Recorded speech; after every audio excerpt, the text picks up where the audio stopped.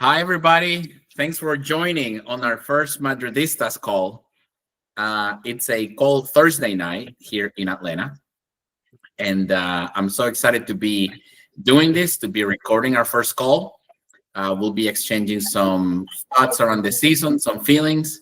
And I am just so glad that you guys have joined and we're, taking me up on this idea. So for today, Carolina, Hi. Mali, and Ivan are joining us. So excited to have you guys here. Um, Hoping to just free flow this. We'll leave the meeting open to see if others in the call can join us. Oh, and looks like Ivan just dropped. We'll try to get him to join back in. Okay. And we will just talk through our thoughts and feelings about this season. Okay. My personal feeling, when Xabi Alonso came at the beginning of the year, I was mostly there, right? I was excited. I was like, this is good. He's a club legend. He has won the Bundesliga. That's got to count for something. He did well in the Europa League. Yes. And of course, given how in the past, right? Not every great coach has worked out at Real Madrid. Right. Of course, there's always that feeling of uncertainty. But I was all on board. I am always on board with whoever comes at Real Madrid. But I do have to tell you, over the past few months, I was saddened when I would hear about people wanting to fire Xabi Alonso. I really was. Because, I wanted him here. I wanted him to work out. I wanted all the players to play for him. And then, unfortunately, that didn't happen. And so, in fact, I was trolling some of the guys on the Peña when they kept saying, hey, Xabi Alonso has been fired. I kept denying it and just saying, hey, no, they're making this up. So I kept using my phrase. If rumors are confirmed, then sure, whatever. But the fact is, we have Álvaro Arbeloa now, and now we're starting a brand new season. And I am excited about Álvaro. Of course, the gamble here is he hasn't coached at the professional, or not at the first. He's coached at the professional level, just not first division level. Right. I am excited, although I got to tell you from the game last night, we'll have to do some work. So Yes. yeah, excited to hear y'all's thoughts now on what's going on. Yeah, Okay. Monkey, yeah. You start, Malini. You have a lot in your mind. I too was very excited. I don't know if you guys remember that maybe back in like October of 2024 Yep. was when I was really campaigning for Xavi to come to Madrid. Because Oh, as you know, I was ready for Ancelotti to leave last season many times. okay. I wanted a profile like Xavi, and I kept talking like Xavi's got to come. Xavi's won Bundesliga with a team like Leverkusen, who's famously called Neverkusen because they never win anything, right? Wow. And so to take a team like that and win Bundesliga, that no matter what, like that is on Xavi's resume, and like he can be very proud of that, right? And so I was very excited for him to come to work with the young players we have and to develop an idea in these players. Because we kept saying like last season there was no idea, there was no plan. It was just like go out there and just play. And Ancelotti was the kind of coach who could do that because he works with the big name players who know what they're doing, and he likes working with those kind of players. He doesn't usually like working with like the younger players, so you have to kind of mold and develop. He likes the players who come in, they know what they're doing, and they can go out there and get it done. And so I felt that with the squad we had, a coach like Xavi would fit more because he'd come in with a coaching style. And I remember when he came in the Club World Cup this summer, yeah, he drew the first game, but we have to remember that Al Hilal team was a super team. Like it was a difficult first game. But the games after that, they showed a lot of promise. I remember the game against Dortmund. We were really good. And then a couple other games, game against was it Man City? There was another game we had in Club World Cup that was really good. Philadelphia, a German team perhaps in Philadelphia. Yeah. Or was it the one that we saw in Charlotte? That one was Pachuca. Oh, Pachuca, yeah. Pachuca. Yeah. And I remember Mario kept saying, "We have a team, y'all." Like, just Yes, just to watch these players press was right. huge, It's, right? Like putting especially, that sorry, I didn't mean to call you Gonzalo on that summer. Oh my God, last summer. yeah, and that shows that and like he worked so well with Arda Güler, who I was such a huge fan of, Right. and he was riding the bench with Ancelotti, right? Because again, he's a young guy. It's not really what Ancelotti wanted to work with. But Yeah. Xabi Alonso came in. He said, Arda Güler's my guy, and he came in showing how special he is, and so it was very exciting. And even I think it's like the first 14 games this season, we won 13 out of 14 of those games. It was a nice streak. The only blip in that derby that we lost really badly. Yeah, we did. We did. We were having a really good streak that ended with that Clásico win. And we all know what happened in that Clásico. And I'm sure we're going to get into it and everything. Yeah, we are. But after that, the media speculation after even if we won the game, if we lost the game, if we drew the game, every single week. And I don't know, I mean, we may have an idea of whose entourage was leaking stuff to the press. Oh, but it was so much negativity, right? All the time with the media. And so I agree with you. Like, I did not want Xavi, even though there were some games where I didn't think he put out the right lineup and I didn't agree with a lot of his substitutions. I didn't want him to get fired like that because he never got a chance to do his job, I felt. yeah. Like so much working against him. And before this Clásico, I think we had a game like 4 or 5 games in a row that we were winning, and it felt like we were getting back on track. Rodrigo was back to his best form. Like, it felt like we were heading in a direction that was positive. Indeed. And the way he got fired to me was very unfair. And I do want to say this as my last point. Whenever we had this kind of turnover, like when Benitez got fired, we really needed that. We needed the change. Zidane came in. We won that first game, I think 5-0, right? It showed that we needed that change. Yeah. When Lopetegui got fired after the Clásico, Solari came in and we won against, I think it was Celta, like 4-1 or 4-0. It showed we needed that change. Indeed. Xavi Alonso gets fired. The next game, Arbeloa comes in, and we lose against a team in 2nd division in 17th place who haven't won in 5 games. And I read today that we actually played against their B team because they didn't even think they would win this game. Oh my God. Worse. So That's this terrible. shows that we did not need that change. The Yeah. team was rotten from the inside.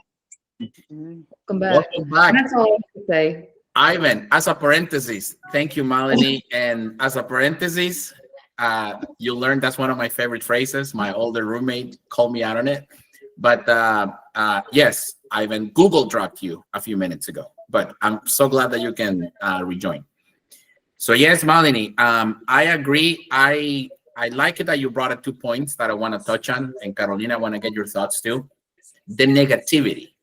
Yeah. I do remember 10 years ago, right? When Rafa Benitez was the coach, obviously the Madridismo was angry. People were leaving the stadium angry and then eventually very sad. Y'all remember the Clásico that they beat us 4-0? It was Rafa Benitez's only Clásico, I guess. Yeah. In the fall of 2015. People were sad. And Malini, to your point, a change was evident. It was self-evident that we needed a change. I remember this time around, we won the Clásico, and even though Barcelona didn't have Rafinha, we still won the Clásico in a solid way. Yeah. But people had this underlying tone of like, we're against Xabi Alonso. Something's wrong. And like maybe some agenda. I remember from Inda, Chiringuito, and others just talking about if Madrid doesn't win in wherever, in Bilbao or in wherever else we play, my sources tell me that he will be fired from this spot. And I'm like, hey, who's either making this up or feeding this? And B, where does that negativity come from? So, Carolina, echoing on Malini's thoughts, anything to add or anything there to go along with it? Yes, I think the main difference on Xavi, I guess, between when he was coaching a German team and this team is the ego of the players. So the players are not willing to work. It feels like it. It was so evident in this last game. Do you Yeah. guys see that video where Mbappe was saying, "Hey guys, this way," and Xavi was trying to line them up to, I mean, rightfully so, congratulate the team that won. Indeed. So I don't know if per se. I don't think Xavi was fired. I think it was. I believe it was a mutual agreement. I think he's like, I got up to here. Like they're not respecting him as a coach. And let's talk about Florentino. What is he doing? Mm, yeah. In fact, I told my coworker today that maybe some people will start raising that point. Exactly. And by the way, incidentally, my friend is a Manchester United fan, and he was just messing with me, right? I don't believe this, but he goes, "Watch out, Mario. Maybe you guys are going the way that we're going." So I was like, Don't "Nah, nah, even nah." put that out there. No, and Don't even put that. But I could see it. We need deep institutional changes, in my opinion. yes, Like the problems are very deep in this club. earlier the day before the day that they announced Xavi was mutual agreement. Yeah. A Barcelonista was sending me a message. She's like, "Your coach is gonna get fired." I'm like, "No, he's not." And then like 2 hours later, there's the announcement. I'm like, "Damn!" Like Yeah. I don't feel that they put the trust. They were not behind Xavi. They didn't give him the benefit of the doubt, at least a little bit. I think. I mean, we're already on January, and I know no one is above the club, but at least who he was or who he is for the team, they should have showed a little bit more respect, I believe. Yeah. I couldn't believe For it sure. on Monday when my friend Eric at work pulls up the Wikipedia page and he goes, "Hey, Mario, are you happy with your new boss?" And I was like, "A new boss? We're not changing bosses. Like, I just talked to him. He wants me to do all these new projects." Like, no, look, come look. And he showed me the Wikipedia page. And this must have been, it's before everybody on the chats was talking about it. And so this must have been immediate because, you have some obsessed people out there who are constantly on the Wikipedia pages. And as soon as a game ends, not even 10 seconds later, they're going to update the scores. And so somebody must have done that and put Alvaro Arbeloa in there. And But it's crazy. That's what I was saying in the chat in the middle of that Copa del Rey game or in the beginning of that game. Yeah. Just hearing El Equipo de Arbeloa, it like takes my brain back to like 2016. How he felt about Arbeloa as a player back then. yeah. Let's talk about that too. One So day there's you hear El Equipo de Arbeloa. Like I would have Arbeloa, yeah. out. so I feel that Alvaro, this new coach, is a band-aid on the wound that we have. You know what I mean? Okay.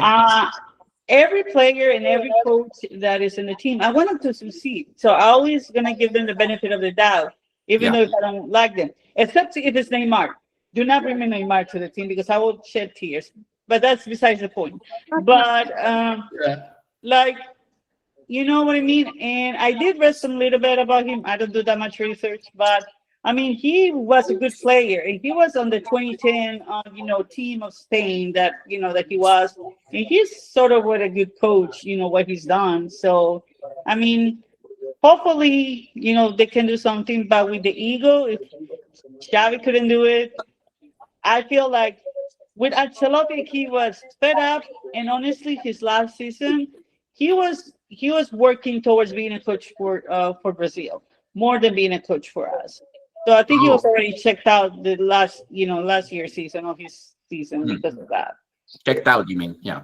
I will say about Arbeloa, I used to tell people this because Arbeloa, I was following a little bit of what he was doing. I think Juvenil B was the team he started working with when he came as a coach to Madrid. Okay. And I was following a little bit of what he was doing, and he was doing a fantastic job with them. His style was very like attack minded, pressing high up and kind of like that Klopp Gegen pressing kind of style. And I was telling people that, I did not rate Arbeloa at all as a player. I think a lot of us did not. Like, honestly, we didn't know who he was. And I apologize for cutting you off, but he was actually the 2020 team of Spain. So he was on the team, but like, so he was, good enough to be on the team, I guess. You know what I mean?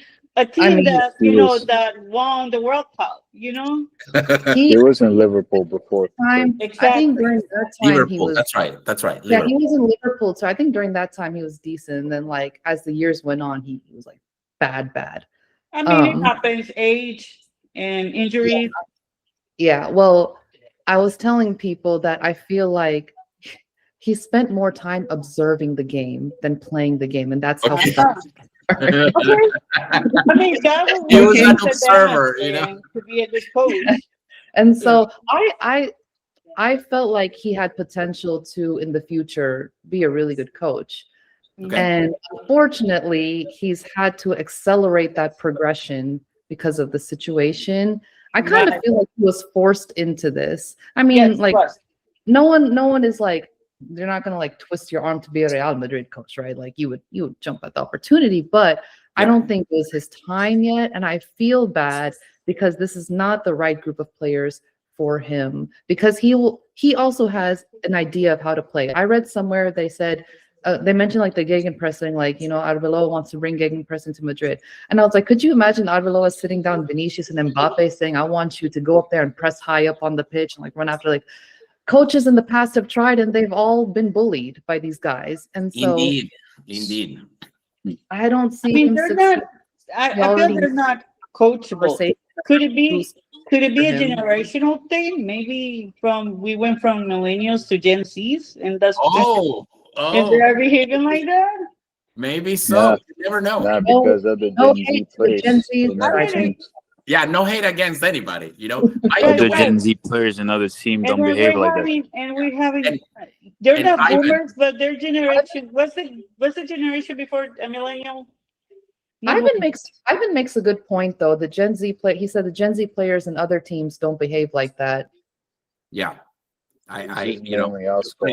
Our friends behave differently. Maybe they behave differently. Oh, Ivan, could you adjust your camera so we can fully see you? Yeah, Oh, sorry. I think that's yeah. We see is you. There we go. All right. Just lower it a little A bit little more. more. Lower a little more. Yeah. We Yeah, only see your good. eyes. There There you it go. is. That's good. Great. So Ivan, any thoughts from your initial reactions to the game last night or yesterday and the coaching change?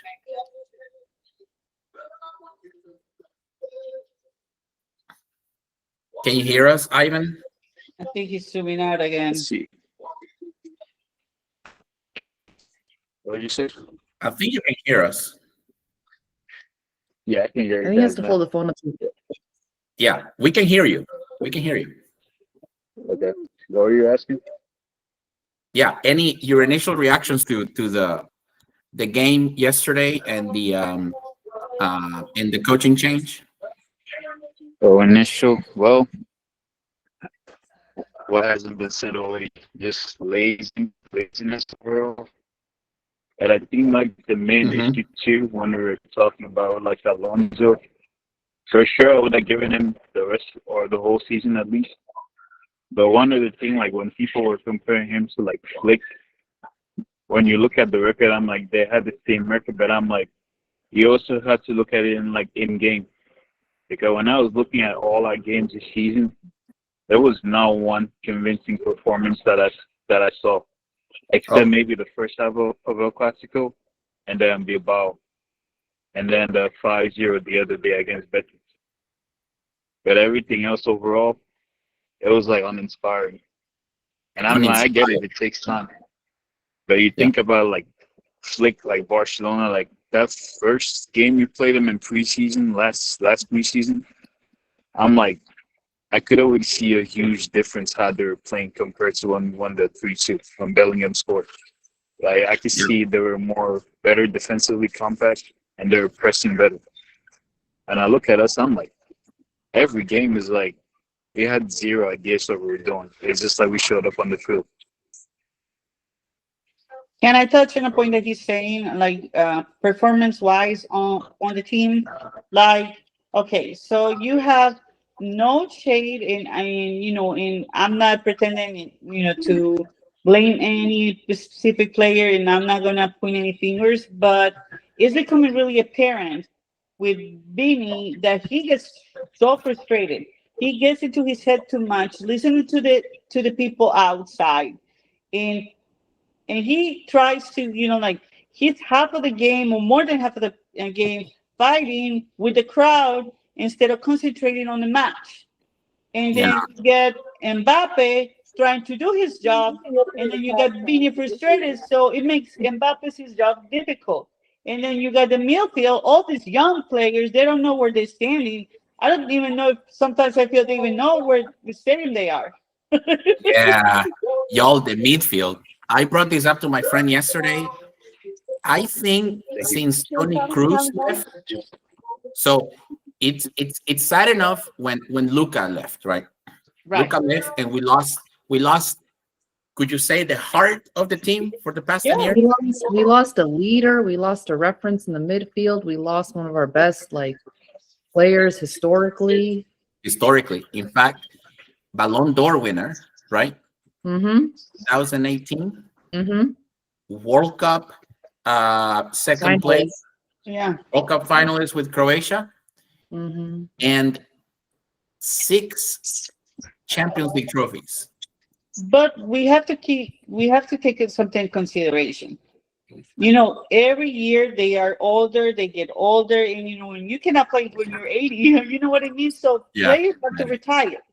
So I think it's a bad oversight from Florentino, not concentrated on the midfield. And that's what it has affected all of what's going on right now. And then not putting the trust on his coach or giving the coach what he needs. I want to go back to what Ivan said about the comparison between Flick and Xavi. Yeah. Because and he brought up the fact that the numbers are the same in the first I don't know how many games, but same number of wins, same number of draws, same number of losses. One got sacked, one kept his job. And I remember when Flick first came to Barca, Flick's whole thing is the high line, right? That he defends with the high line for the offside trap.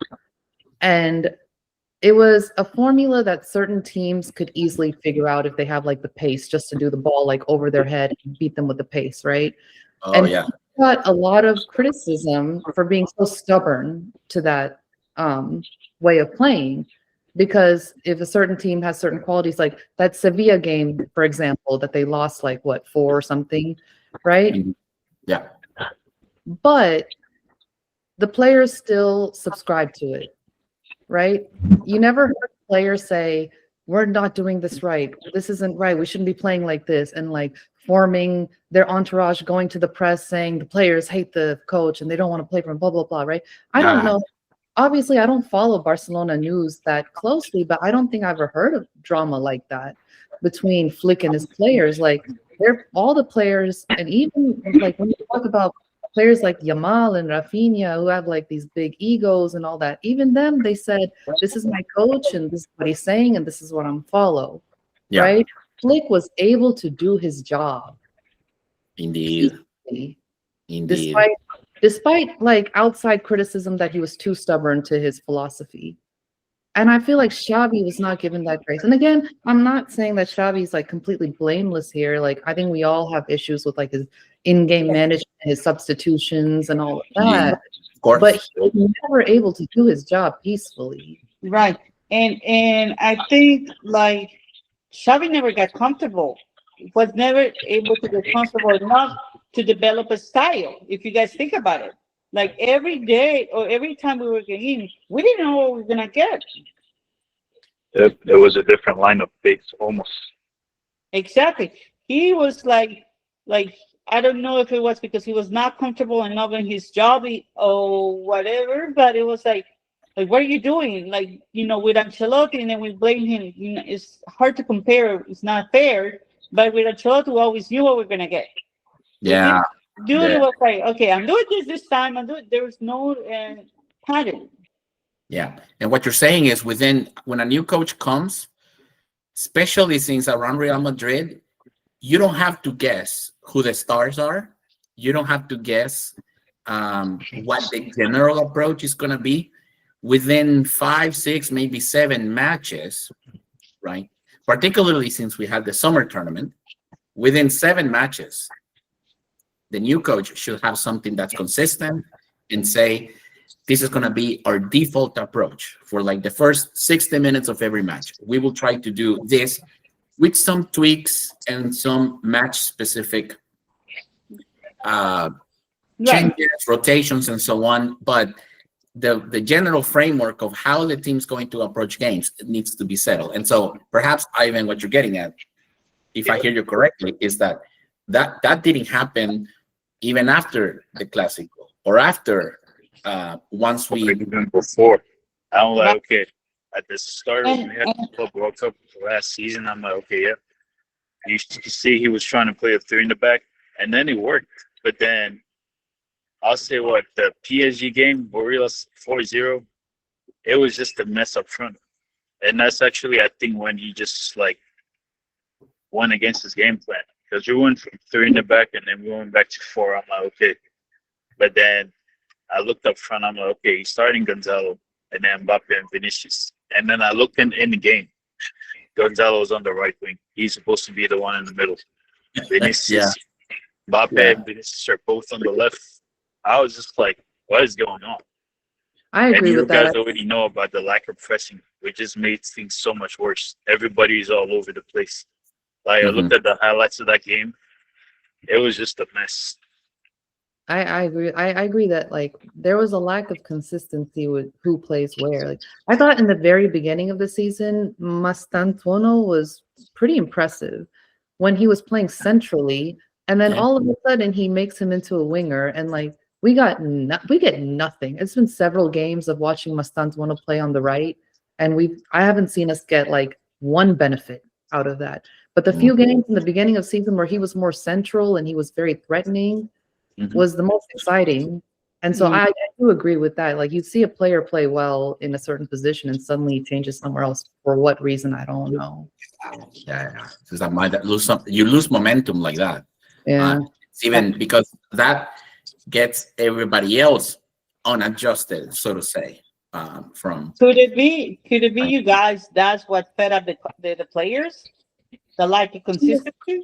I look at it as like a chicken or egg situation. Like, was it Xavi who was playing around with it because he was trying to figure it out tactically? Or was it players complaining like, I want to be in this position, move this person here so I can play here? And like, they just didn't have a backbone. Because, I say this because the Clásico had a lineup 2 hours before the game with Fede playing right back.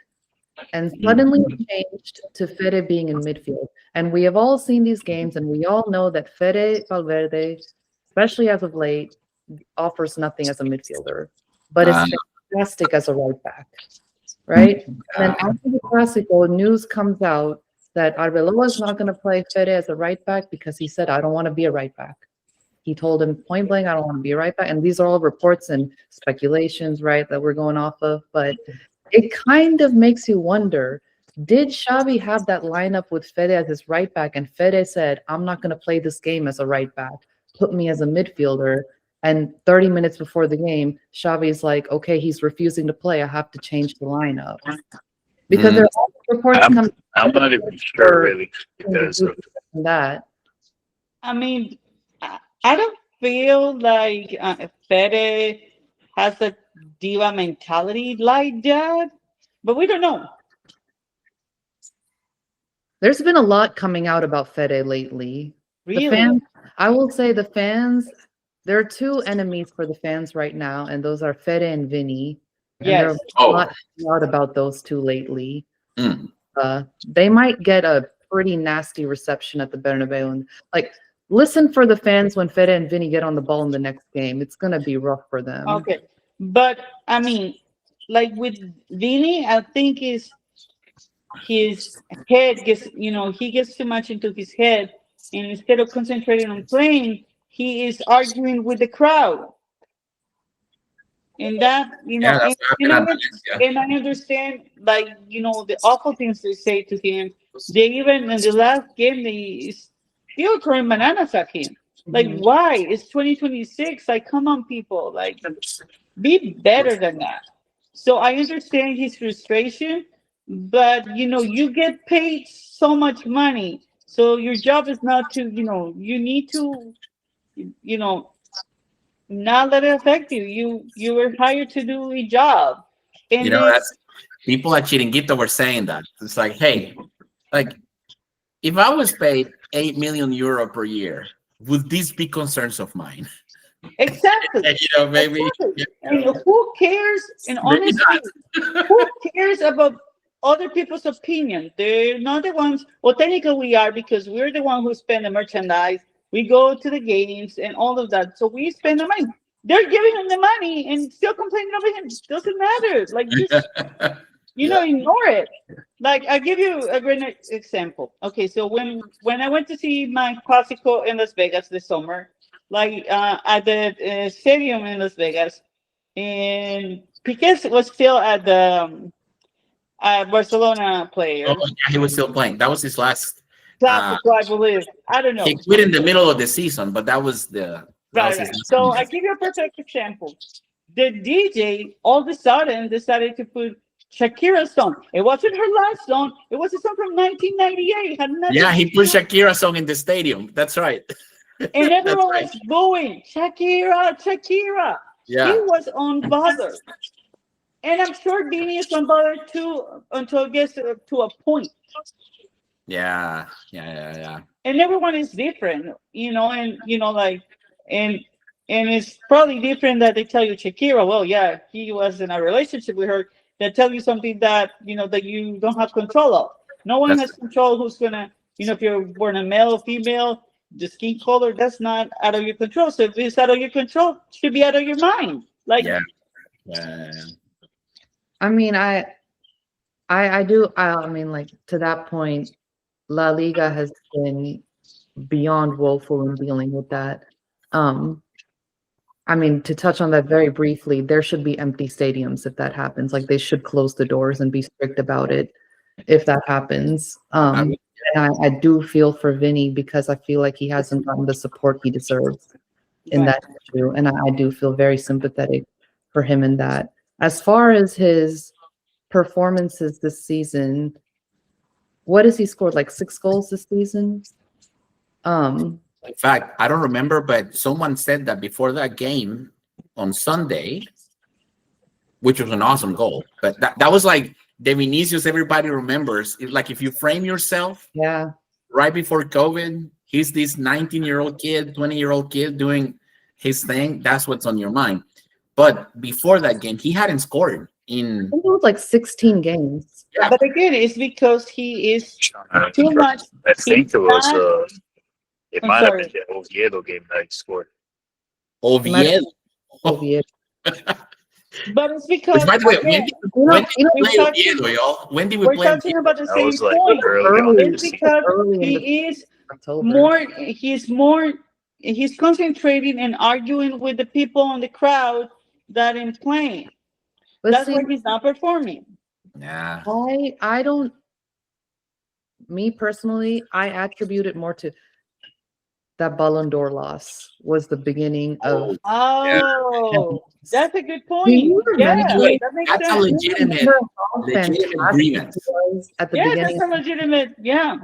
Do you remember how amazing he was at the beginning of that season? Oh, I Yes. swear, the second he lost that Ballon d'Or, he started dropping in form because he got so in his head that like I have to prove myself and I have to be the best player and I have to come back and for me that's his issue is that like he's competing so hard with himself and he wants to be somebody and he forgets that like I love the Vinny who gives those amazing crosses and assists, like who's a team player who can be like the Vinny who, like, if he's on the pitch, we have a dangerous attack. that's right.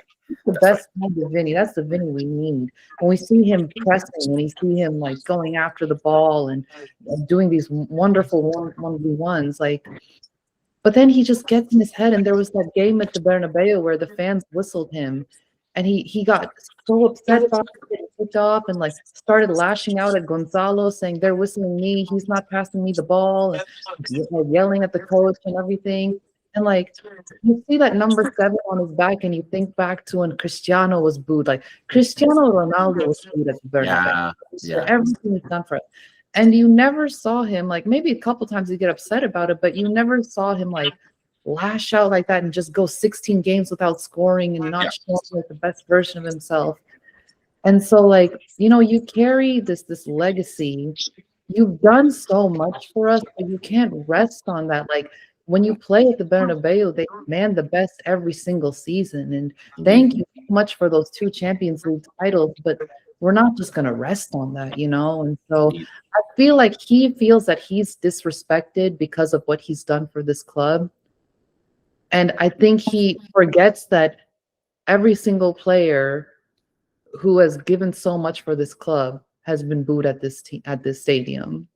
Like, I think he's forgotten where he is. If somebody could tell him that Zinedine Zidane was booed at the stadium, and in fact, I remember one instance. This is 20 years ago at this point. Brazilian Ronaldo in 2005. I think he was being subbed at the 70-something minute. And he had already been there because he came in 2003, I think. So he had been there 2 years already.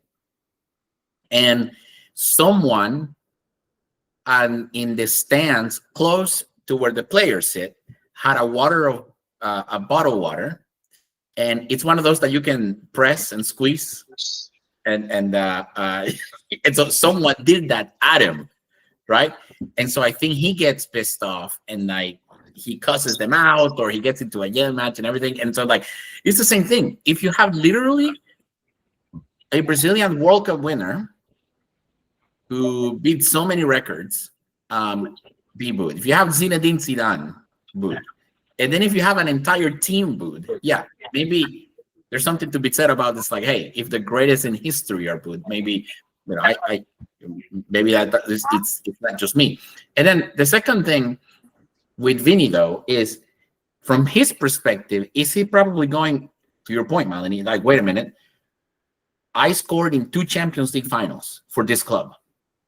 And I'm not being like, I'm not giving the same love as Di Stefano and Juanito and Santillana and Raul and Casillas in his time and all the other, right? Is there something about that in him? Who knows?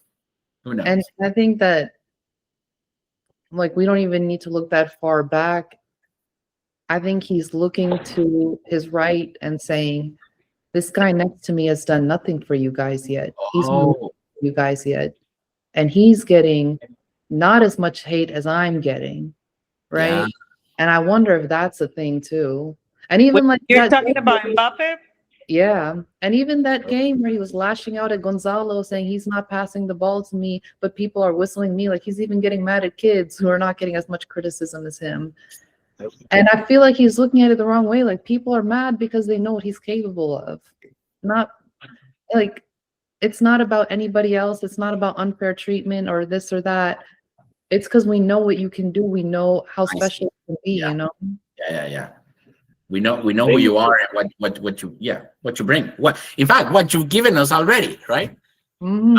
You really have to think hard at how many players have scored in 2 Champions League finals that they ended up winning. Right. I mean, of course, you got to think about we can. That was a Clásico. That was funny. Never mind. But yeah, I just can't remember the Mariano goal on the Clásico. That before COVID, and then COVID came. Oh yeah, I will not forget that. Yeah, it was a crazy year. Kenny sent me this combination of everything, really. It just started with the Ballon d'Or thing, and then there was a racism thing. And I think most of the time, how the refereeing is. Like, sometimes, even though he falls down, but there's so many games he gets tackled or fouled in the box, no penalties and all that. All this frustration. Yeah. And then the goal scoring streak, and then what you guys were talking about, the little details, the Mbappe stuff and all that. There's just so much. Yeah, he does get picked, even by Simeone. Simeone ended up apologizing to Vini and Florentino? Oh. Yeah, he did. Yeah. He did apologize, right? Yeah. You guys are right. Yeah, I saw that. I saw that recently. So I do think that it is, me personally, it's time for Vinny to go. Yes. Okay. In I fact, feel the same friend thing at work- too. And I my think friend at work also said, can any dressing room have Mbappe and Vinicius in the same dressing room, right? And I guess, of course, it depends on what type of vibe the manager and the president set, right? Like this is, it's like in any organization, we get paid to grind out the work, and our managers get paid partly to set up the energy and the vibe and the environment in which you work, right? So maybe. Speaking of manager and all that, how do you feel about? Because we all saw. I don't know if we all saw, but we saw the Vinicius performance against Albacete. Oh yeah, Especially coming off of that Clásico, the coach you didn't like is gone. A new coach is in. Everyone's looking at you. Put out an Instagram post, or an Instagram story before the game. Faith and Ty said, "A la Madrid, faith," right? faith. Okay, Faith, right before the game, and then put in that performance. And we all criticized him for that performance, but the coach came out and said, "That's the kind of Vinny I want to see. That was the captain on the pitch. He came out and he played 90 minutes." And like, how do you feel about Arbeloa saying all that?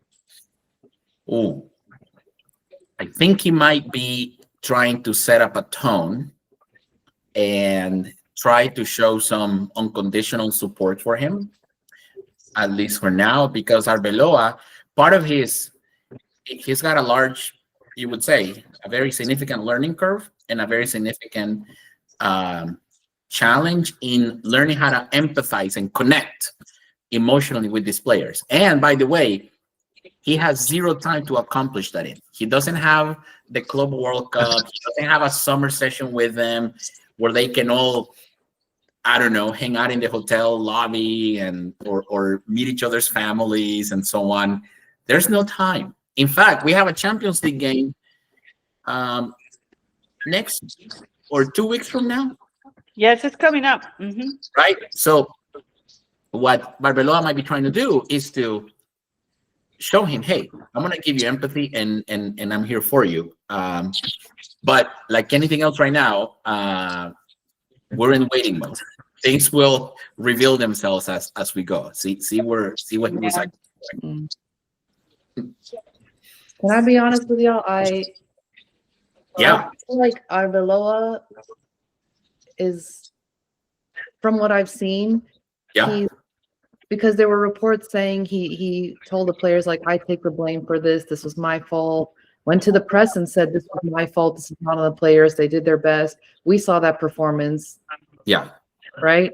Yeah. And so I don't like that the players have a coach who is saying that. I want a very mean coach for these players. A coach who will metaphorically slap them across the face, right? I'm not advocating for abuse. Right. No.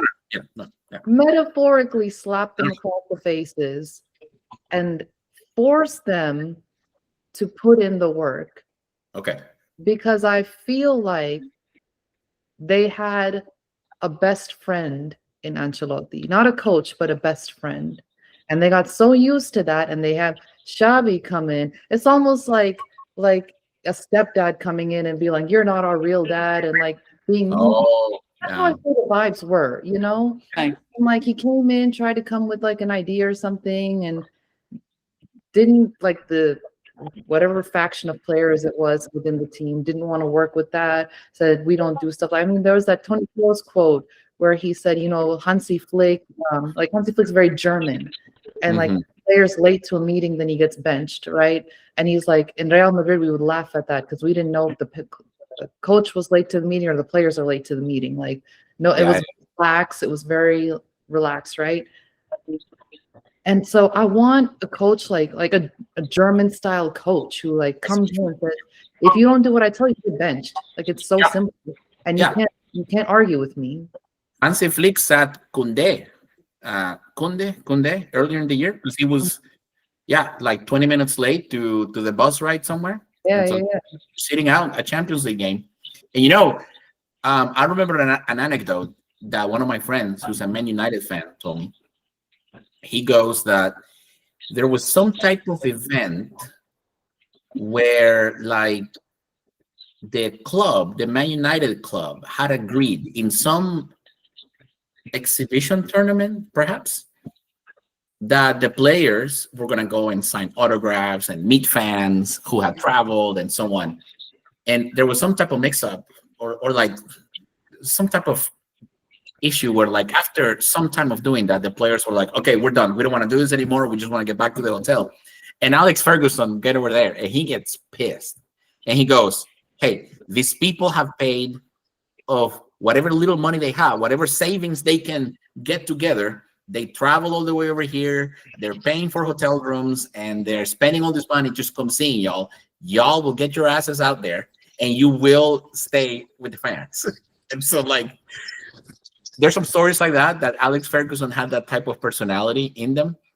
And yes, I 100% agree. Like the coach is not their friend, just like our bosses are not our friends, And It's Right. to that point, I saw something where somebody at the stadium or somebody said Gonzalo after the game against Albacete walked over to the fans and apologized and applauded them for coming. And they say he told Fede to come join him, and Fede said no and went into the locker room. Okay. And so that's another thing. Oh, yeah. I tell you, the Spanish fans hate Fede right now.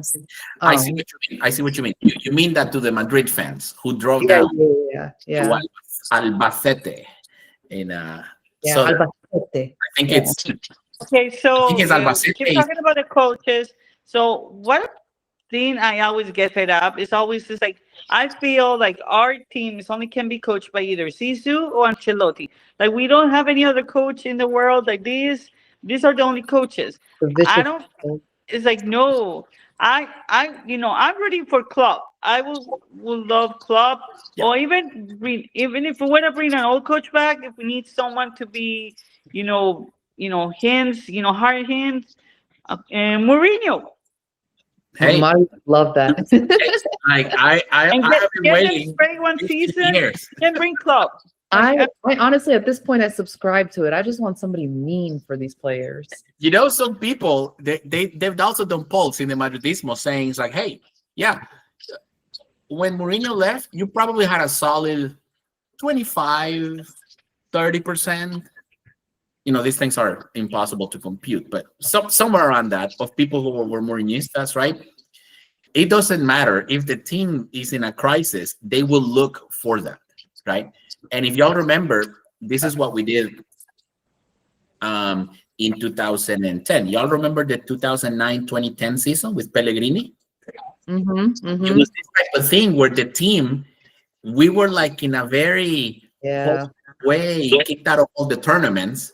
And so Florentino called Mourinho and it's like, hey, Real Madrid needs you because, you're not going to give a shit. You're going to come and like put everybody on their place. Yeah. You're going to, and Barcelona had been beating us. Y'all remember? Yeah.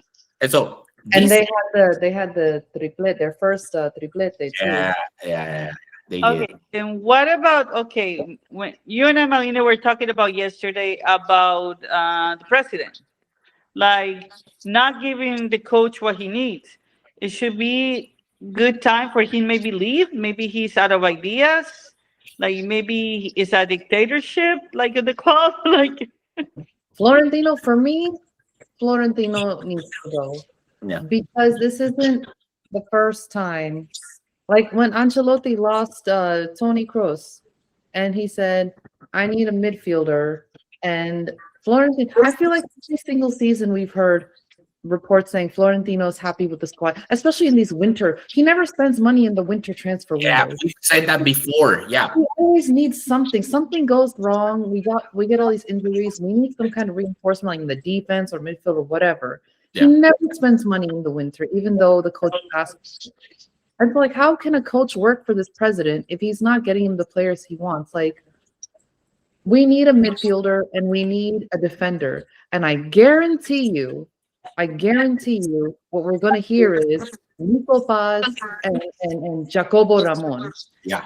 And we're like, okay, we have like, go ahead and spend money on something. Like, bring me Vitinha. right? Like bring in like a good established midfielder. Yeah, and somebody with that leadership. Something else I was telling my friend. When Sergio Ramos left, maybe we have something similar to, like, remember Man United when Roy Keane retired, or we could even cite perhaps Liverpool when Steven Gerrard retired, or you have these iconic players who also, or John Terry in Chelsea, right? Who also help keep the squad like in their place. Because I'll tell you what, I love Mbappe. He's my favorite player, right? But he is still at the midpoint of his career, maybe a little less. He shouldn't be dictating whether the team does this, the team does that. And when you have somebody like Sergio Ramos, he's over there to put everybody in their place. He's like, no, this is what we're doing. And y'all will go shake that player hands. Right. Say hi to the fans. You're not getting on the bus until you go back and acknowledge the fans. Like that's what I'm saying. Like our midfield is a bunch of kids that they don't even know where they are. Like they don't know where they are yet. Like they don't. Yeah. And so in formative years, some of them, Right. And it's like funny. I heard some reports that Sergio Ramos was a free agent, and everybody was saying, bring him back. We need someone strong. He was a free agent. He is a free agent, actually. He is. He still is. I would take him. Honestly, we need somebody in these things. But like, to that point, like it's kind of like a baton that was passed, right? Like Raul taught that to Casillas. Casillas taught that to Sergio Ramos. Yeah. And then the last remaining player, I guess, from that era is Carvajal, right? Carvajal. And like, you're not seeing Carvajal instill that in these players. Like, I don't know. I mean, I know the guy spends most of the time in the hospital, but like, and it's not his thing to be out there and like hauling the players and like. And when you see people talking about how Gonzalo was the only one who apologized to the fans after that game, like our captains are Carvajal, Fede, and Vinny. Why are we not hearing that they're the ones who are out there apologizing to the fans? So we don't have a good backbone captain. Yeah, that's mainly Courtois who takes care of that. Actually, and he's not a captain. I know. Courtois, we're gonna have Courtois do it. Yeah. For me, this season, Courtois and Mbappe are probably the two least blame-worthy people of this season. Yes. I think. Yes. Courtois and who? Mbappe. Oh, yeah. Mbappe. I mean, like to me, the only reason I feel, to be honest, that Mbappe is not shining more is because he doesn't have anything to work with. That's true. I think one thing too, they need to like the way I see it, play for each other. When somebody has the ball there in the final third, they want to score. When you set the ball, he wants to score. Mbappe, I don't even need to tell you. If we take like 20 shots, he's gonna take like 10 or 15 of them sometimes. There was an Arsenal game, I think, last season. Yeah. Rodrigo was free on the right, and he has two defenders over him. He's trying to force a shot. I'm like, bro, do the simple decision. The Man City game, same thing. Bellingham had the ball, but he tried to chip. They had two players wide open on the other side. Yeah. And then Rodrigo's goal too, though he did score, so that was a good thing. But I looked at it, I'm like, Gonzalo had actually made the run, but he took the risk. He scored. If you score, that's a good thing. But the decision making overall, it's been so frustrating. The decision making has been the most frustrating thing to watch in this team. Like, I can't remember the last good counterattack where we carry the ball all the way up the field and make a good decision when we get up to goal. Like they do all this to carry the ball, and then it gets up to the goal, and then they make the ball. Like somebody's there that they don't square the ball to, or they just like sky it or kick it right at the goalkeeper or something. That game on Sunday. Yeah, oh my God! Even in this Albacete game, that last goal that Albacete scored in the 94th minute, we were on a counterattack and we didn't do it and lost the ball. We were counterattack that you do against a second division team in 17th place. You do that possibly. Viven en un country. Yeah, exactly. Okay? Like we were all like that. Okay, I don't want to. Okay, I don't want to throw shade at any again on any player, but you know who's been disappointing and performance this season too. The other German player that we have, the defender. I had his Oh, favorite Rudiger. no. Oh, Rudiger. Oh, Rudiger. Oh, Rudiger. Yeah, yeah, yeah. Yeah, I love him a couple seasons ago, and I feel like he's fading now. You know, he is I'm aging, but Yeah, I it's think also like I think it was physically he's technically messing our well. fault too because 2 years straight you played him every single game. I play pickup Mario sometimes. You know how hard that is running. Now imagine doing that oh yeah, 60, Um, 70 I times think he's physically washed. every year I can at attest. that level. Yeah. And then we're the ones And I that think injured him that, because we've never rested him. Militao, same thing. Back from ACL, we right. throw him right in. I'm like, Yeah. Liverpool had Van Dijk back. He had ACL. They rested him. And then the Barca youngster, Bernal, he's been back, but they've been like carefully treating him. But our players, we just throw them right back in. The Militao thing makes me so mad because Militao is so good, man. And like for him to come back after 2 ACLs and Yeah. play the way he plays Yeah. is so special, but we didn't take care of it right. And like the ghost of Ancelotti that'll never leave this team alone. I don't know why he played those games in Brazil. He didn't need to. He could have been rested.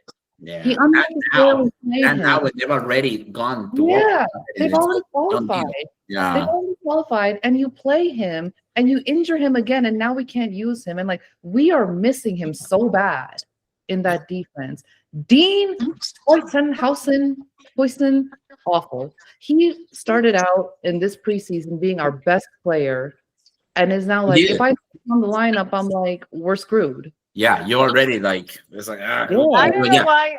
I don't know why I'm not in the Militao train. I feel like ever since that championship that we lost, that I saw him in the lineup, he was having an awful season. I was like, no, Militao, we're gonna lose, and then we lost. Yeah. It's that game where every player played like trash, and she blames Militao. Then it just No. comes down to the lack of roles. Like nobody knows what they should be doing on the field. And also, when I was thinking about Alonso and Arbeloa, we'll see what he'll do. We're not playing to the player's strength. Tactics definitely is important, but I'm looking at it, I'm like, if I have Guler and Bellingham, I know Guler is a better passer, final third. Why is he the one who's deeper and Bellingham is further up But instead here, of it being the other way around? I know I might be the only one, and maybe I'm defending Xavi too much here, but I genuinely feel like Fede, Vinny, and Bellingham bullied Xavi into making differences for them to get their preferences. Like I genuinely feel Yeah. like something happened there. Because I agree, you had Arda doing so well, playing higher up, and Arda is a young kid. He has no physicality at all. He has no business playing so deep, and you see it every single time. Like remember that Clásico where he was dribbling? We were winning so well. We were playing well. We were just second half. We were just defending. Yeah. And we conceded a goal because Arda was so deep trying to figure out what to do with the ball, and he's the one who lost the ball, and Barca got an easy goal from that. Yeah. And Arda, I remember, y'all remember the kid from, he's Argentine. He played for Roma and he's left-footed. He was at Juventus and then he went to Roma. Paulo Dybala. Dybala, Dybala, I love Oh, yeah. Dybala. Dybala's my birthday twin. Yeah. Oh, really? The same, November 15, 1993, my birthday twin. Oh, how about that? How about that? That's nice. That's nice. So yeah, he's he's a short guy. I think he might be 5'7". He's my height. He has finesse. He has technical ability, evidently, but he suffered a lot from injuries. The commentators will be he's a fragile player. In the case of Arda Güler, I don't think it's an injury issue, but he has so much raw talent and quality and finesse, but he has to fit a framework. He has to fit the identity of a team. He has to fit the speed at which you want to do your transitions or how broad you want to play to the wings. He has to fit within that. And it's just another one of those cases where, like, yeah, there's talent that's not going. That's why you got to put a platform for him. It's the same like when you look at Barcelona too, like Fermin, even Rafinha too. It's like, what was the difference? You think they're using him now because they're like, no, he can't play touchline wingers or dribble players because that's not it's strong suit. So Flick, which is a good thing actually, I'm like, yeah. He's like, okay, look, Yamal is the better playmaker. I'm gonna let him do that, and I'm just gonna let Rafinha do his thing. When I look at us, we're not doing none of that. Yeah. We're not using our players where they should be. And I'm like, when people debate between Vinicius and Mbappe, I'm like, okay, I guess you can alternate between them on the left. But I'm like, I always know Vinicius at his best. He's a better playmaker. Mbappe, I know, is going to be a goal scorer. So I'm like, okay, if you're going to play them both, then just put Mbappe on the right. Just tell him, focus and make the runs, which is one thing that has been my pet peeve with him. Because sometimes when there's space, I'm like, why do you always feel the need to come towards the ball? Run. Just run. Make the runs. Drag the defenders. You don't have to have the ball at your feet every time. I know. He had that number 9 on his back for so long. And it's like, when you see a number 9 not playing like a number 9, it can get so frustrating. And it's like that instinctive thing to make that off the ball movement when you see the space and just run into it. Like he doesn't do it. And like when you see him like trying to be like the playmaker and coming back and waiting for the ball to come to him, like go be the goal scorer, go run into the space so that you can get the ball there. Like that is frustrating to watch. I will say that. Yeah. And also don't eat too much on the ball. I'm like, when I play a pickup, I'm like, I'm not as good of a ball carrier as some of my teammates. I'm like, okay, I'm going to cover for them. I have a speed. I'm going to let them push the ball. It's like him. You're not a playmaker or a passer. Like you're not Messi or Neymar. Leave it to the others. Even if you don't get the ball every time, okay, that's fine. Just do your job that you're asked to. You don't have to be on the ball every single time. Yeah, indeed. Well, it's like when Cristiano started to get older and his style of play changed. Like he started out as a winger and being the person who was the playmaker, right? Like dribbling and all that. And then he realized, I'm getting older. My physicality is changing. And became more of a sort of a number 9, and like he still played left wing, but you saw him going into those positions more just to be in those goal scoring opportunities. Like he reinvented himself. Yeah. And you got to remember, like the best moments of Zinedine Zidane's tenure and the best moments of Ancelotti's tenure were when they were capitalizing on the player's strengths. Right. So at certain times, right. In fact, something else I told my friend at work is, remember a few years ago when you had the undisputable 3 in our midfield, Casemiro, Cruz, and Modric? Yeah. You just knew. I was like, okay, we have a machine going, right? But it took intentionality to get to that point because those 3 players are now playing to their strength. They're well positioned, and they play off of each other's strengths too, right? That's right. To create some synergies. And Zinedine, I guess when did Casemiro? No, Casemiro had been here a while, but when did we get there? It was right after that Champions League we won against Liverpool, right? It was that summer that he went to United, I think. Yeah. Yeah, it was that summer, and everybody was so surprised. Now, when did we have all 3 of them together? Y'all remember what season? In Zidane's first season. So when Zidane took over, it was 2015. or kept playing. I remember. I'm like, no, that's not gonna work. We're getting counted every time. That's why he's like, no, we need a defensive midfield. Yeah. Okay. I remember that was the one thing we gave Benitez credit for, bringing Casemiro back, because Ancelotti sent Casemiro on loan. Ancelotti did not want Casemiro. And then when Benitez came, he brought Casemiro back. And then, y'all are bringing me all these memories back. No, right? Y'all have a good memory. Hold on. Because I'm trying to remember when did that happen? Yeah, Casemiro went to was it Porto? It was a Portuguese club. Porto. It was Porto. Yeah. Wow, yeah, good memories, y'all. So he came back, and then remember, Zidane takes over what? Late 2015, early 2016? January of 2016. January 2016, and then we immediately start winning. And I remember I was living in Marietta at the time, so my brother Rodrigo and I. In fact, I remember for that Clásico, I was going to a wedding, and of course, I had to put my bow tie in and everything.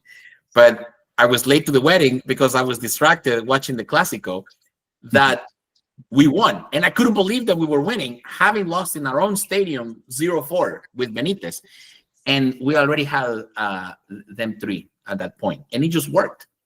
It just worked. And where are we now? Because you can argue, right? It's not an issue. I love Camavinga, right? I love Tchouaméni. We have talent. Right? But it has to work, and they have to play off of each other's strengths. And how to accomplish that is, in fact, a massive challenge for Arbeloa. I think if he can do that well, I think he can succeed. I'm always optimistic by default. I'm always going to believe that we're going to win. And so, of course, we'll see. But if he can do that, right, that would be a... That's why, for me, I've always said I don't like playing both of them together because they're wasting a midfield spot. The same thing with Valverde. The same thing, like when I see the France lineups, that thing always like, that's why you don't have creativity. You're wasting both. They should be like alternating and switching as both your defensive midfield. And then the way I was thinking, I'm like, okay, yep, switch them at defensive midfield and then Bellingham box to box or Valverde or actually somebody else. And then leave the creativity to Goer and Pasta Antuono, which is what he should be because he's not a winger. Yeah. Or passive when he comes or if he comes next season.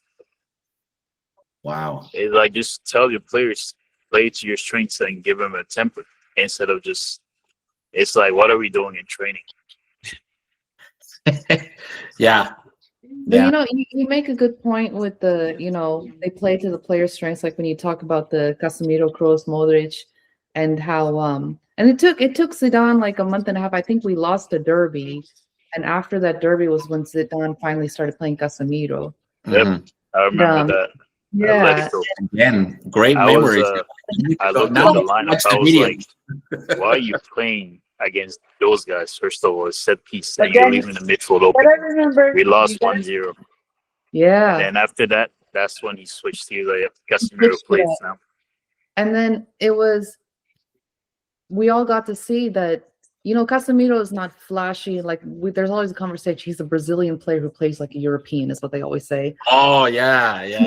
He's not flashy. He's just like, he's gritty. He gets the job done. Yeah. But like Modric, Kroos, and even Marcelo would thank him so much for that because they all got the freedom to not have to defend too much and be creative and do what they wanted to do, right? And so it was a great formula. And then when you look at when Jude first came to Madrid, right? It was very special. Like Jude became the face of the club within a few weeks. Yes. So he hit the ground running, and like we got the most out of Jude because, like Ivan said, he was like playing like that box-to-box central. Like he would rush into the box and score the goals, and like that's the best that we got out of Jude. And for some reason, moving after that, we weren't using him that way anymore. And now I still think Jude's a fantastic player, but I don't think we're getting much as we can out of him. Yeah, what do y'all think? I'm so glad you bring up. Like, what do y'all think about that case, Jude Bellingham? I blame him on his relationship with his girlfriend. I think it's our mismanagement. Hey, you never know, right? I mean, of course. I mean, when you have... No, I think it was Modric's injury. I think older injury that he was through all season. Injury and the girlfriend. It's gonna be both. We keep talking about. In fact, there are some. I remember the Florentino tapes when he talks about Raul, or like, hey, if you have troubles at home, Dude, you're playing at Real Madrid, okay? Is what we pay that. I mean, who knows, right? But we don't know. When you guys were talking about Casemiro in that time, you got to remember too who we had as defenders. We don't have a strong defense either. Like they're not intimidating. In fact, who were our defenders that first Zidane season 2016 when we won the Champions League again? We have Sergio Ramos, Varane, Ramos, Varane, Pepe, Nacho. Nacho, yeah. And right back was Danilo, Carvajal. Yeah, Nacho was a year got stopped. And Left back, Marcelo. Marcelo, and actually Arbeloa, because Farrell was Oh, on. yeah, I think he was on loan. But Arbeloa never played, but Arbeloa was there, yeah. He wasn't playing as much as that. And Melanie, to your point, Marcelo, we all have mental images of him being so high up the field, like right outside the box, Yeah, like shooting at the goal with his right foot. He's crossing right. the ball. And so You know, to this day, I think one of my all-time favorite individual Champions League performances was Marcelo against Bayern in 2017, that home game. I think we beat them 4-2. If you remember, he gave that assist to Ronaldo in the last one of the counterattacks. Like he that just wants to- overall, yeah, the overall performance of Marcelo in that game was just so special. Like, Yeah. like sometimes I'll just YouTube search that one compilation just to feel something again, because I don't think we'll ever see a player like that again. But you know, yeah, we had Roberto Carlos, right? Maybe this is like once every 20-year thing. So we have to wait another 10 years at this point for the next Marcelo, the next Maybe. Brazilian left back. maybe, Right. maybe. Yeah. But yeah, you're right. We did have the defenders that allowed him to do that. And I think also when we look at the 2021 or 21, the season where we won the Champions League against Liverpool, I thought we had an excellent defense that season too. I thought our defense was part of, you know. That It was was actually the year of the remontadas, right? it was chaotic actually, but they just got the job done though, because we got Alaba because Ramos had left. Where Alaba, though, I thank him for what he did, but I was like, I never saw him as a center back. For me, I'm like, he's always a left back or a midfielder, which actually that's his actual position. But he did the job. Yeah. But now he's been like injured in and out. Mm-hmm. And then we Yeah, bought so- Mendy. Well, that was 2 years earlier. But you're talking about the generational thing. We were actually, or we could have gone for Nuno Mendes, but we ignored Nuno him. Mendes is probably the biggest regret ever, man. PSG are so lucky. PSG are so damn lucky. Maybe. You guys, we've been almost talking about this for almost 2 hours, I think. I don't know what time it is. I'm on my cell phone, so I cannot look at the time. Yeah, it's been an hour and a half, so we're doing well. I do want to ask you guys, Yeah. do you see Arbeloa lasting, or do you see it being an interim? And interim. Is there a time set for him? Did I get confused in the press conference where someone asked him and then he just avoided the question? I missed that. I feel he's a band-aid for the issue that we're having, and I think they're just waiting for the season to be over to actually bring a named coach. So I wouldn't be surprised if they bring Klopp. And they were also talking about. I saw it recently. What's the guy from Barcelona who's now Lucho. which one? Lucho, Luis Enrique. Luis Enrique. Wow. No. That would be, you know what? Real Madrid had the chance to do the funniest thing ever. Like, Yeah. That would be hilarious. That would be so I ironic, would you know. love it. And there's an interview of him sitting. Him and Mbappe didn't get along. He was Actually, yeah. I would You think know, Mbappe- people speculate. Yeah. If Enrique comes, Mbappe will be gone. He's like, see you. That would You know, be it. What was I gonna tell you? There's a video of him being interviewed, and it's him sitting on a high top chair, and I don't know if it's the mountains of Barcelona or some other landscape like that I haven't yet been to, but he goes, "Hey, there's never been, there's been many players who've played both at Real Madrid and at Barcelona." Right. And then he goes, and in most of those cases, usually is a Barcelona player who went to Real Madrid, like Right. Figo, like Brosinecki, Well, like Ronaldo, right? Ronaldo. Ronaldo, he went through Italy and then came, and then of course Luis Enrique went from Real Madrid to Barcelona, and then he goes, "I will beat so many records if I'm the one guy who then does the opposite as the coach." And then he accidentally almost falls off of the chair like that, and then he goes, "See, I'm even making magic. Like I'm gonna break this record, and nobody else will There will to do it. with that, So I don't know. I don't know if the Madridismo, which by the way, it's hard to get a read on the Madridismo. Like if the social mask would go along with that. That will have to be a question, you know. Yeah. I And mean, you talked about, you know, the Pellegrini era and how Mourinho came in after we had a total shift. yeah, And I mentioned that Barcelona had won the triplete, and like, you know, that was a fire that was lit. that's right. And I might get blacklisted from the Peña for saying this, Yeah. but we might need Barcelona to win the Champions League this season for some, like, and not. I don't even think a trophyless season would change anything. I think we need Barcelona to win Champions League. And then that calls us back into action. Yeah, that could be it. It's taken that before, as we've Right. said. I mean, it's gonna take how many years for them to beat our record? So one, and well deserved because we have sucked this season. I mean, I don't know if it's a transition, if maybe we need to, you know, change a president, perhaps. Oh, you know, because I just feel we really were not fair to Xavi. We didn't give him what he needed to succeed. I do remember one of our tough seasons, and by that I mean time period, not a single season. So I remember that we won La Liga in 2003. Mm-hmm. 2004, the team started deteriorating when they fired Del Bosque as the coach.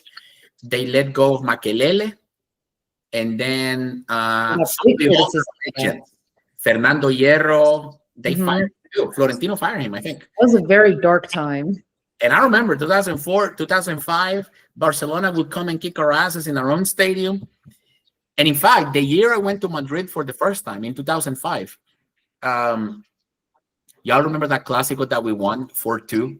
And it's like in one of the goals, Zidane heads it in and he hits the post, like he's sliding towards the post. Yeah, I remember that goal. Yeah. And those Clásicos back then, they were brutal. They were brutal.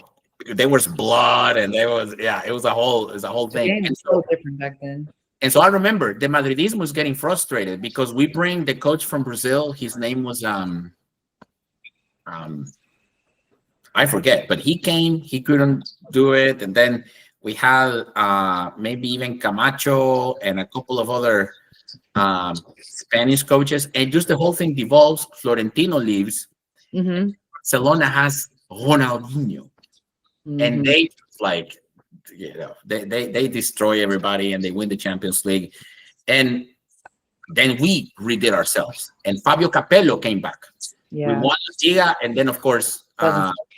Then the triplete came. So I don't know. We may be at a, you know, I'm not ready to say Barcelona is ready to win, like, because they did crumble last year, and we all laughed, of course, how they crumbled against Inter Milan. Like Barcelona every season gives us such a great hate watching the Champions League, man. Like without it's that Barcelona Inter game for me was probably the best game of the entire Champions League season. You know what? Like, was a great game. We have really dope. It was so we have good. to give mad respect to their fans because they're so delulu. I'm like, they think they're the best, you know, team, and like your record doesn't show that. How do you believe you're the best team? Yeah, they are. And in fact, y'all remember the first leg of that semifinal in the game in Spain? Mm-hmm. 3-3, I think. Yeah, something like that. Rafinha saved them. It was right, Ivan? And Rafinha saved them. He scored an awesome goal from outside the box.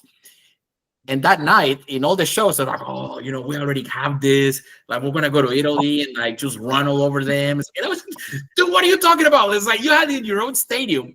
And Rafinha had to save you. Because, you know, Rafinha by himself, y'all were about to lose the game. You know, stadium. Like, no, we're going to go in there and we're going to kick their asses and everything. And then they go over there. And then that night, after the loss, they go, this is un atraco. And there's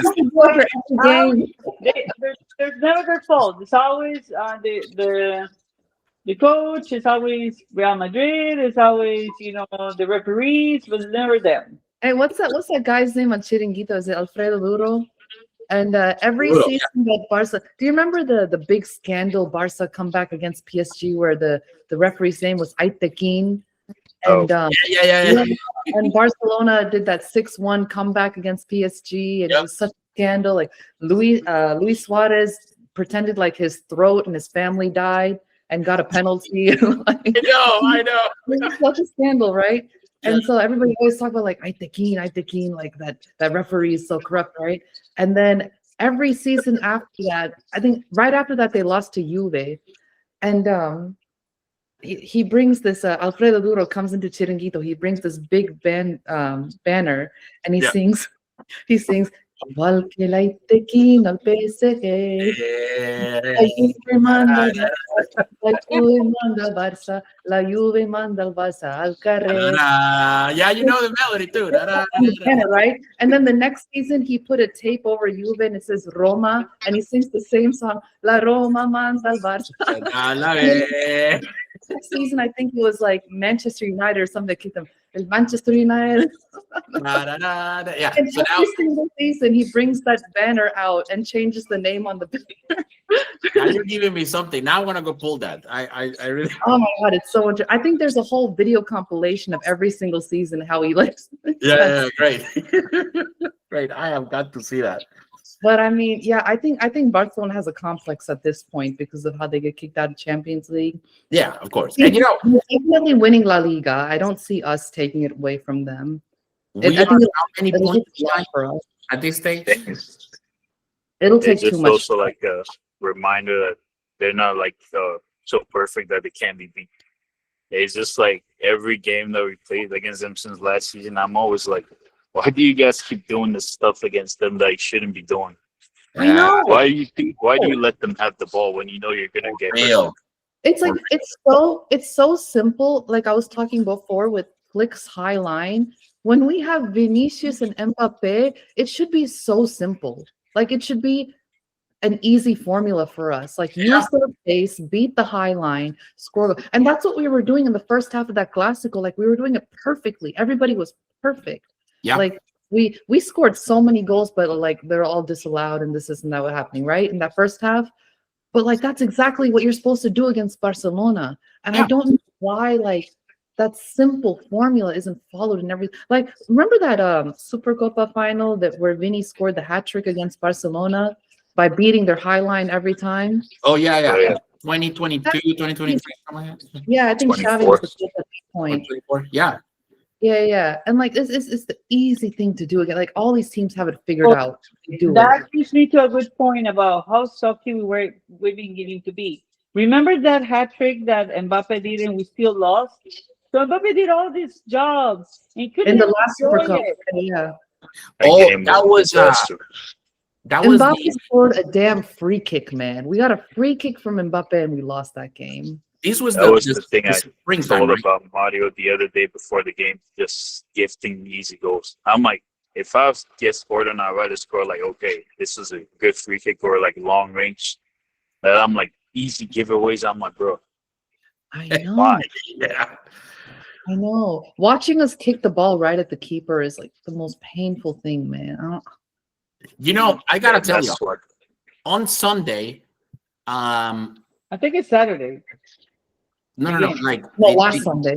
this past Sunday, I usually have I try to fill out and say, okay, are we gonna beat him this Clásico? Do we have what it takes to do it? And of course, I always have all these reasons about no, you know. At the end of the day, right before the game starts, I'm always thinking, yeah, we're gonna win this. I am convinced. I'm convinced. And then of course, Lewandowski scored like 20 seconds after we did, right? So like it wasn't even like. In fact, I was outside because I had been talking to people, and Marcos was outside, and I was talking to him and like a couple of other guys, and of course we celebrated and everything, and I'm still talking to them, just joking, and then people inside just go. I hear a collective like, like the whole Hudson Grill just went down. It's like, oh my god, and I was like, what's going on? And so, anyways. In my mind, I was like, we're going to bring this back. Nobody worry. Nobody worry. We're gonna bring this back. And then when I saw that last play and the ball, who's the guy that opens up and lets the ball go through him? Vinicius did.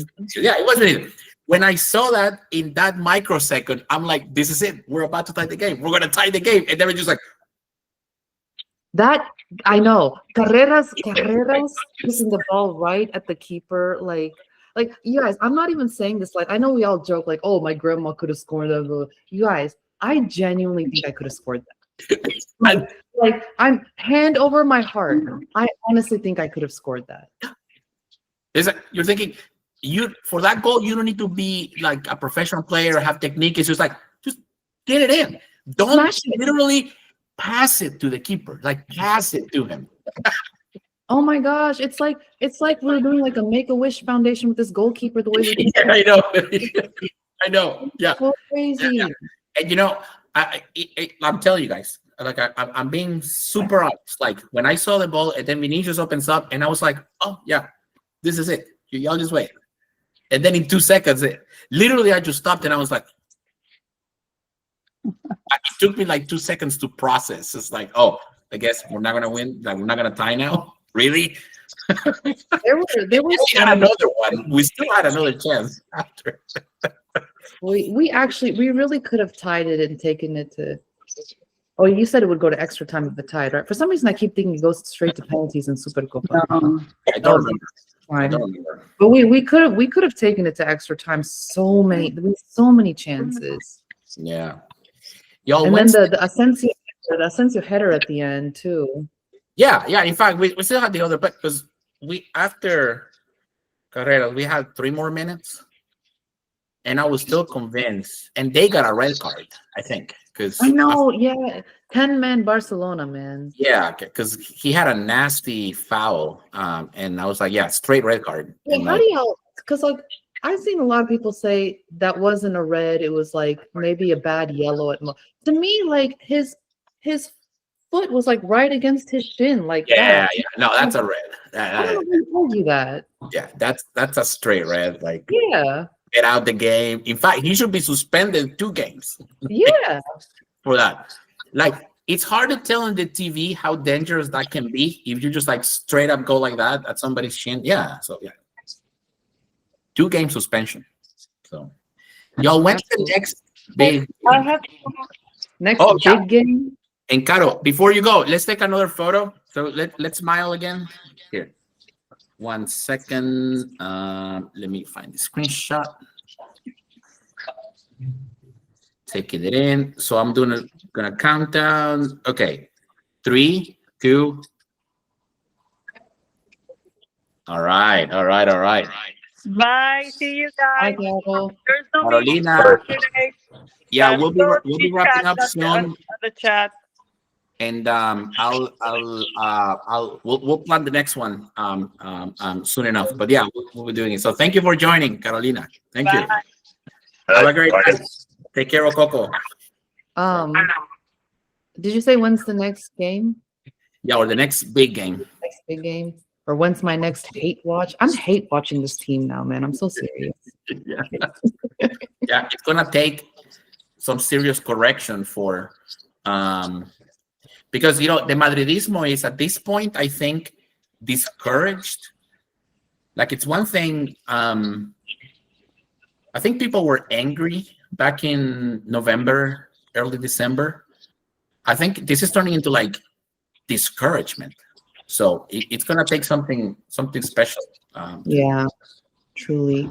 To get the Madridismo at large. Well, the trust in the players is completely broken. Yeah. Especially with all the stuff that's been coming out now. I think that the trust is completely broken with these players. Yeah. We have Villarreal on Saturday, January 24th. Okay. Yeah. I won't be there. I'm gonna have a birthday lunch Okay. on the 24th with family, and then 2 weeks after that, we're bringing the cake. Don't we usually have a derby around that time? I don't see any this season. Yeah, and you would think that we'll have it soon because the derby was in September. I was in El Salvador back. Oh, Yeah, the Derby, the second half season Derby's in March this season. I remember when that morning, I'm leaving. I couldn't watch the game because I'm leaving my grandparents' house, Mm-hmm. and I'm sorry, I'm leaving the hotel, and I'm getting on the Uber, and I was like, okay, we're about to start playing 0-0, and then I start do the check-in at the airport. It's like 4-2. Since when? And I text my friend who's a Barcelona fan, and then he goes 5-2. What are you talking about, man? Like, Yeah, wow. it was a morning game, right? Yeah, And it was. It was. Marcos had made the special menu with like chilaquiles de Carvajal or something like that. Right? Oh yeah. It was like all the players' names were in it, and so he made That's a right. special lunch menu. And I got oh, what did I get? Did I get chilaquiles or something else? I got something. Yeah. Tostada or something. And every time, I swear, man, every time I went down to eat my food, I heard everybody going, "Oh!" And I look up, and we conceded another goal. Yeah, immediately. It's like, and it's fun. We laugh about it now, but in the moment, it's so terrible because we all do it. It's like, and it's like everybody's disappointment. It's like collectively just like leaves everybody. That derby was a disaster. But that derby showed that like Xavi really did have poor game management, and I think he is to blame for that. I think his substitutions were always very questionable. I think when he took Guler off that game was when we had no answer. Every time we competed, we had no activity and no answer. Yeah. To Atletico. This But- is also where I'm talking about like the lack of preparation, like the right back thing. You guys already know about the Vasquez thing. I'm like, I'd rather give a young player the chance, like even if they're young, they make a mistake, but let them grow. Yeah. Because we always had the academy. Yeah. Midfielders, we have defenders like Juan Martinez. He hasn't even played. And he's been Indeed. touted better than Asensio. I mean, he got the ACL. I'm like, okay, you give him time, but how has he still played one game the whole season? Yeah. To me, that's like, I know I have a complex, but to me, it's like the ghost of Ancelotti that like leaked into this season. Just like stubbornly played all these players for so long instead of using the young players we have. And Yeah. so when they never got a chance before, but I mean, like, you know, Xavi is to blame too, but I feel like it's endemic for a while. It's been happening. And Endemic. it's systematic. It's systematic at this point. I do fear. Part of me is fearful for another season like what we touched on earlier, the 2005-2006, or even we could probably say, what's it, the 2019 season? Yeah, I was gonna say 18-19 as well after Ronaldo left. Yeah, Lopetegui and then Solari. Yeah. Now, did Zidane come at the end of the season or before it ended? He came before the season ended. I think Solari's last. I'll never forget Solari's last game. It was against Valladolid, and like everything that could go wrong in that game was going wrong. Like the lights were out in the stadium. The VAR room was empty. Nobody was in there. Today is canceled. I'll never forget that game. That was Solari's last game, and then Zidane came in. Yeah. And we won the year of the pandemic, we won La Liga, right? Yeah, Zidane won La Liga. Yeah. After. His second spell, we won one La Liga and we won one Super Cup. Right? I think so, yeah. He didn't do as much in his second spell. Ivan? Yes, sir. Oh, Ivan has some friends. Oh. Ivan, are you on another call, Ivan?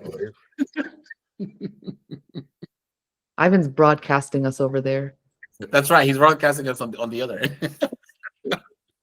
By the way, I figured out how we're going to do this in other instances with live streaming. I need to get a business enterprise. So I'll do that. And then not only will we record it, we'll live stream it. And then might do one from Hudson Grill, might do one from... Turn left on Sweetwater Road. Oh, and we're going to have, I'm thinking of Charlotte Peña, Nashville Peña have one or two guests from them. Just ahead, turn left on Pleasant Hill Road using the left lane. Yeah, Google Pleasant Maps. Hill. Pleasant Hill's my stomping grounds, man. I miss you, Pleasant Hill. Turn left on Pleasant. Pleasant Hill is exit 105 from 85. 104. Yeah. Yeah. Yeah, That's why I grew up. not on too Pleasant far Hill. from Melini's exit. Yeah. You know, my family friend used to call it La Pleasant Hill. I never forgot it, La Pleasant Hill. So Pleasant I- Hill. I know where it is. Some That's- pupuserias are very close. That's where I spent the majority of my life on Pleasant Hill. I miss it. I mean, I'm not too far away from it now, but it's I not. guess you can always go and check out go back to the restaurants and and all Hey, the. there's a really good Nicaraguan restaurant near Oh. Pleasant Hill. Okay. It's almost like that Honduran restaurant. It's Yeah. only about like very, very like traditional Nicaraguan food. Okay. And the menu's not very big, like it's a small menu, but like the food is so good there. Okay. All right. Yeah, I will have to try that. for sure. Never been to a Nicaraguan restaurant. I know, me neither. I have never been before. It's good. Yeah. And of course, that part of town has everybody. Mm-hmm. Everything's there. Yeah. All right, Ivan. So where are you? You going home now, Ivan? Yeah, I'm headed home. You made it home. All right. No, I'm headed, but Oh, I'm you're still. You know, side comment. We're very fortunate that these temperatures didn't drop at the same time as precipitation coming. Yeah. Yeah. We're not gonna get ice this year. Don't look like it. So that's a I good don't thing. know if we're gonna get it either, but you know, me working in the school, they always talk about like, oh, prepare for snow day. And everyone's saying we might have a 4-day weekend because we have a 3-day weekend with MLK Day. Oh, that's right. Everyone Hopefully keeps saying, not. oh, there's a potential for a 4-day weekend, but I don't see anything in the forecast suggesting that we're getting precipitation. I don't think so. I mean, I've seen like 8% chance of snow. So Uh, that means, that means no snow. So but you know, I said the same thing last year. I said it's not gonna snow. People keep saying that's not gonna snow, and we got snow twice. yeah, we did. In Oh. fact, the first one, that was the day before. No, that was the day I was supposed to leave to go to El Salvador because we had organized that birthday party for me. And of course, the airport had this like ground stop order. And then 2 weeks after that, supposed to go to the dentist. And no, yeah, all this ice came. Dentist office, hey, you need to reschedule. And then, of course, people, Atlanta drivers, they're still out there braving it out. And now you have like 20 car piles and like people getting stranded. So, hey, everybody. ATL. ATL's webpage was blowing up that time. Yeah, we'll see. Yeah, we'll see. And if not, we'll get pleasant days. All right, y'all. Any parting thoughts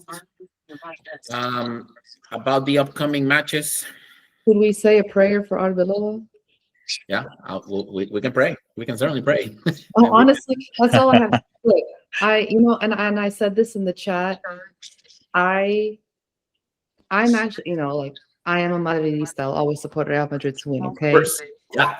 But I was honestly rooting for these guys to lose against Albacete because I felt like what happened was very, very unfair. I feel like these players were a part of it, and they went out there and they were supposed to show that we were right for being against Alonso. Mm-hmm. Vinny and Fede. I'm gonna tell you guys right now, them two made an enemy out of me, honestly. Who did? Like Vinny and Fede. Oh, and they no. out there and they played like that. Fede, who refuses to play right back and wants to play midfield, gave us nothing against, I'm going to keep saying it, a second division team in 17th place. And then Vinny puts forth a performance like that. He even deleted his Instagram story after that game. Oh, he did? Yeah, I did hear that. Yeah.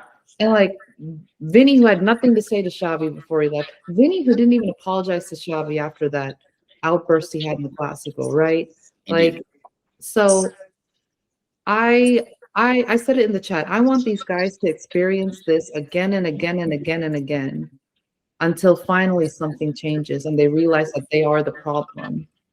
They are part of the problem and they need to change. Yeah.